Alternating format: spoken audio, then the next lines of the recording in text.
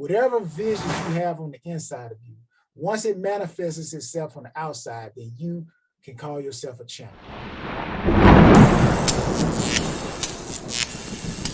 How do you be a champion? 30 seconds.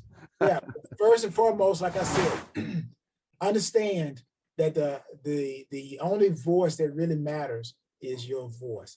The only opinion that really matters is your opinion. Even though you go to other people for advice, like you alluded to, Dr. Finance, iron sharpens iron. But once you know who you are, what you have, and what you can do, then I think you're able to know and determine where you're trying to go. And I believe a champion is someone that that which is inside of you, the dream, once that dream becomes reality, then you are a champion. So if I got a dream of being a father, married, then that's a dream.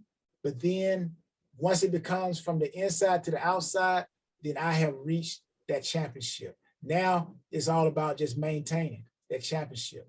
So whatever it is that you want to be in life, it don't necessarily have to be you want to be married.